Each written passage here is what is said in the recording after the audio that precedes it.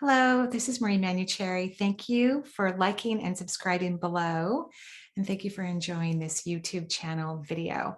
Today, I wanted to talk to you about past lives, karma, and this lifetime, because there's a lot going on in the world right now, and there's always a lot going on with each of us individually, whether it's about this current lifetime or other lifetimes.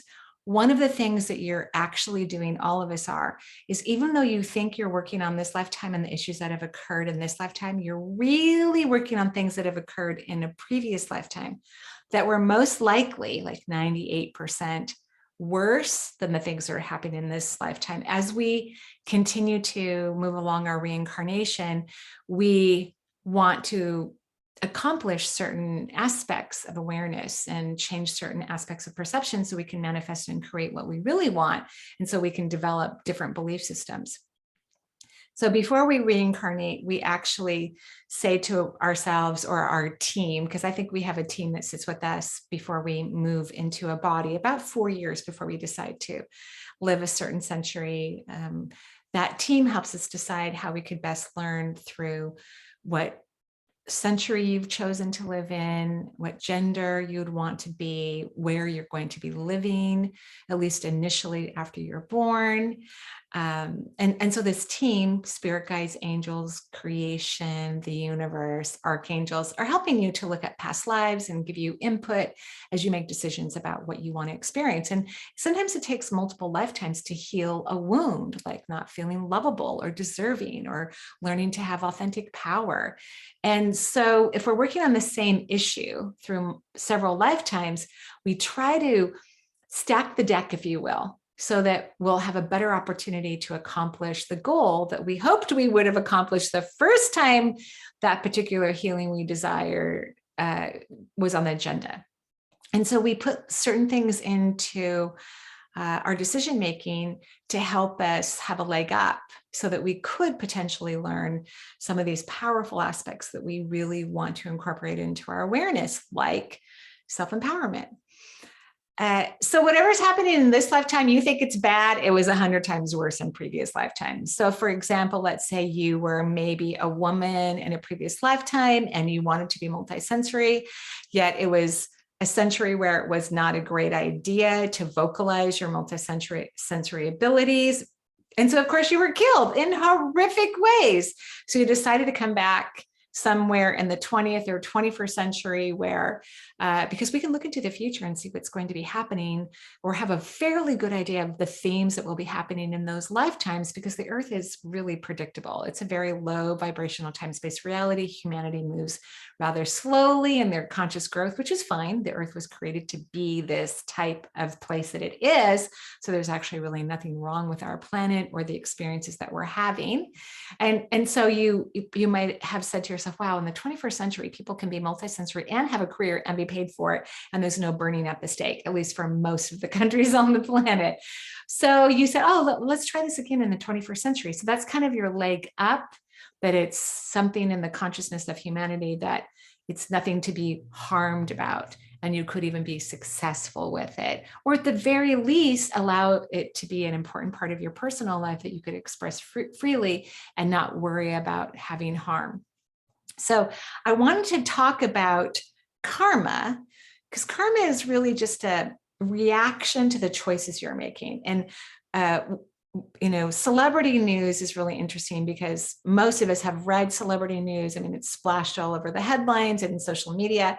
So I thought we would talk a little bit about a celebrity that's been going through some challenging karma in her own life and has actually now created a karmic relief, if you will. And that would be Britney Spears. She's had an interesting time in the social media her entire career, but especially right now as she's moving out of the clutches of her father, and she's moving now into more independence and freedom, which she has not had legally for over 13 years. So sometimes people think when you have a weird dynamic with another human, that particular human you're dealing with is your karmic issue and problem. I don't agree with that analogy whatsoever. Souls are very independent beings. They don't have to ever have a relationship with the same soul ever again to heal any part of karma. And we don't have any contracts with anyone either. We're that independent, we're that powerful, we're that unique, we're that much part of creation that there are no contracts between souls ever. Now, there are contracts with ourselves. Let's say if we use the celebrity Britney Spears, she has a contract with herself to learn to be authentically empowered. This is a perfect example of that. I don't believe her father is a part of previous lifetimes for her. We know this is something she's been working on many, many, many lifetimes, because this is a big deal in the 21st century that a popular, famous, wealthy woman has been in the clutches of a man, her father, for the last 13 years, at least financially and legally. I'm sure she's been in his clutches since the moment she was born. But what happens in order to resolve these issues, instead of having other people from other previous lifetimes that she's danced the same dance with, because that's actually very irritating and very put off-ish for the being's going to recognize that feeling and kind of push away from it. We choose to have experiences, we choose to have them, we invite them in based on personality types and wounds and belief systems. So I don't believe her father has, reoccurred in this lifetime from other lifetimes, maybe not as a father in a previous lifetime, but as a lover or a mother. I don't believe that occurred for her or very many people whatsoever. But what we do is we order it up. We go, yeah, I'm still working on that personal empowerment issue, and I want to work on it again. And because souls are so independent, and it's unnecessary that you actually have the same being who was harassing you in a previous lifetime come and harass you in this lifetime. You just need the personality. So even when it comes to our parents or other people who come in our life, we just say, I want the parental unit that's going to push my buttons so I do my inner work. So Britney Spears probably said, I want the parental unit that's going to push my buttons so I do my inner work. And perhaps in previous lifetimes, she wasn't as successful or as financially successful, so that she could eventually hire the lawyer of her own choosing to make sure that no one has control over her assets or her body, right? So she set herself up better in this lifetime, but just know her previous lifetimes, much worse. Like she probably was killed, and probably something very public. People who have really strong public lives, like actors and musicians and sometimes politicians, they have probably been harassed or maligned or worse in public settings. And so one of the reasons why they may choose, just one of the reasons why they may choose to have a public lifetime in their current life experience is to have one that's more loving and more compassionate and more kind, more honest. So that's one of the reasons why some people choose to be celebrities, is so that they could have a more positive outcome in the public eye.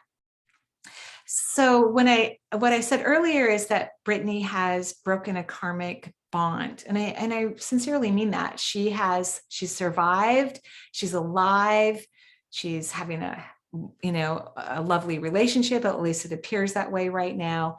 And through the legal system supporting her ultimately, it took a while, but supporting her ultimately, she was able to detach from the clutches of her father, who is a representation of historical multiple lifetimes where people had abused her and taken advantage of her through some of the choices that she made, because she chose to let this man be her manager. Of course, she was very young when she became a superstar.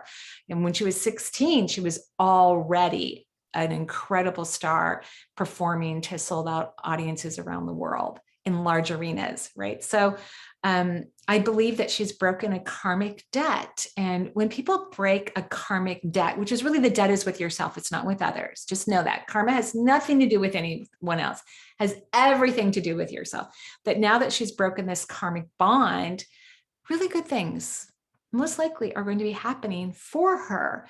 Maybe we won't know about them in the press. Maybe there will be very personal things that are super important for her. I would imagine that one of the things that will happen, if indeed I'm correct that she's broken this karmic bond, is that she's going to start to have really healthy relationships with kind, loving people. Probably not her family, hopefully not, who authentically adore and cherish her, because I'm sure that's something that she wants.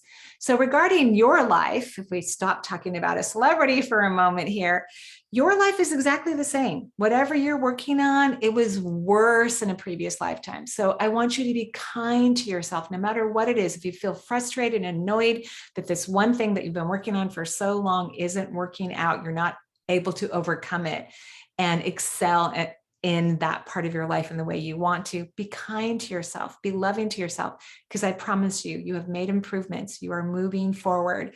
And self-love is the greatest transformer of all. So the more you can love yourself about this thing, instead of being hard on yourself or being disappointed with your accomplishments, the more you're going to succeed and also break a karmic bond. I wish you the best of luck with it.